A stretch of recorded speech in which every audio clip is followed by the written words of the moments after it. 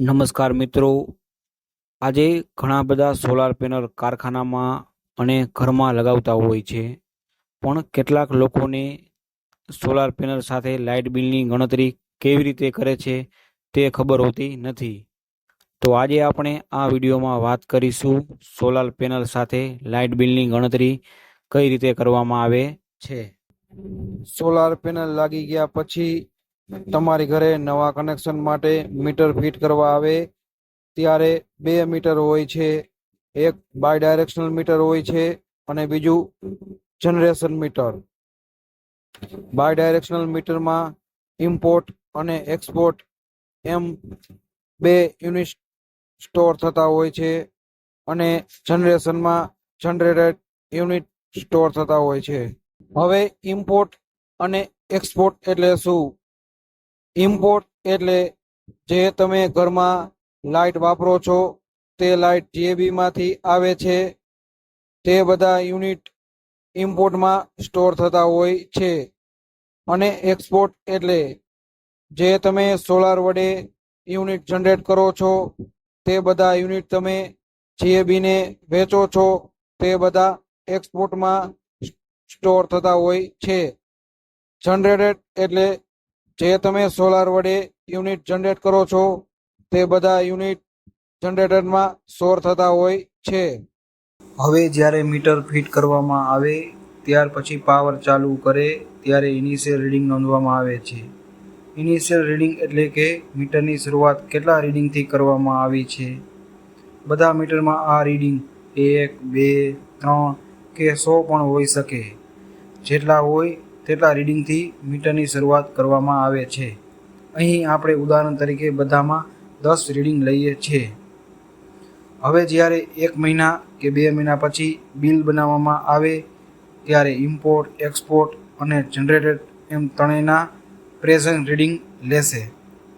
અહીં આપણે ઉદાહરણ તરીકે ત્રણેયના રીડિંગ લઈ લઈએ છીએ. રીડિંગની ગણતરી કેવી રીતે કરવામાં આવે છે? તો કે પ્રેઝન્ટ રીડિંગમાંથી ઇનિશિયલ રીડિંગ બાદ કરવામાં આવે છે. ઇમ્પોર્ટમાં 210 માઇનસ 10 બરાબર 200, એક્સપોર્ટમાં 410 માઇનસ 10 બરાબર 400, જનરેટેડમાં 510 માઇનસ 10 બરાબર 500 થયા. આ તમારા 1 અથવા 2 મહિનાના રીડિંગ થયા. હવે આના ઉપરથી બિલની ગણતરી કરવામાં આવે છે. બિલની ગણતરી કેવી રીતે કરવામાં આવે છે? તો કે ઇમ્પોર્ટ માઇનસ એક્સપોર્ટ રીડિંગ બાદ કરવાના હોય છે. તો 200 minus 400 is equal to minus 200. અહીં માઇનસ 200 એટલે તમારા જીએબીમાં 200 યુનિટ જમા છે.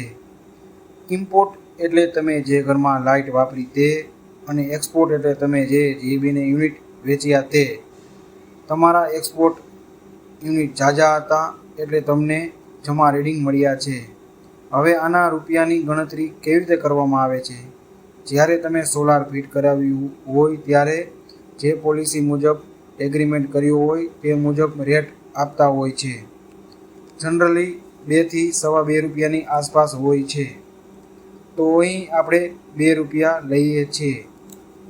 તો માઇનસ 200 ગુણ્યા 2 ઇઝ ઇક્વલ ટુ માઇનસ 400.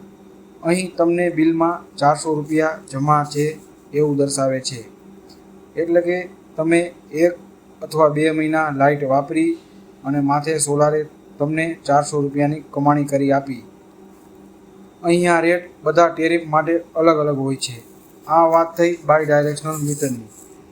હવે જનરેટેડ મીટરમાં વાત કરીએ તો તમે સોલાર વડે 500 યુનિટ જનરેટ કર્યા છે.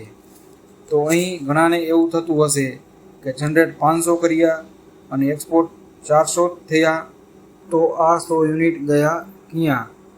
તો અહીંયા મૂંઝાવાનું નથી. આ 100 યુનિટ તમે ડાયરેક્ટ ઇન્વર્ટર વડે તમે ઘરમાં વાપરી નાખ્યા છે. આ યુનિટ નથી ઇમ્પોર્ટમાં કે નથી એક્સપોર્ટમાં જતા.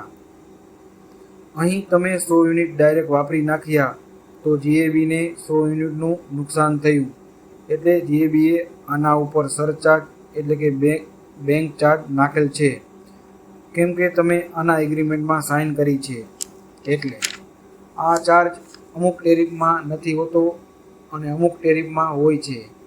જો બિલમાં આ ચાર્જની ડેબિટ ન આવતી હોય તો તમારે એકવાર ઓફિસે જઈને ચેક કરાવી લેવું, કેમ કે ગમે ત્યારે આની ઇન્ક્વાયરી આવે અને ત્યારે એકસાથે ઝાઝા પૈસા ભરવા પડે તો આપણને ઘણું અઘરું પડે.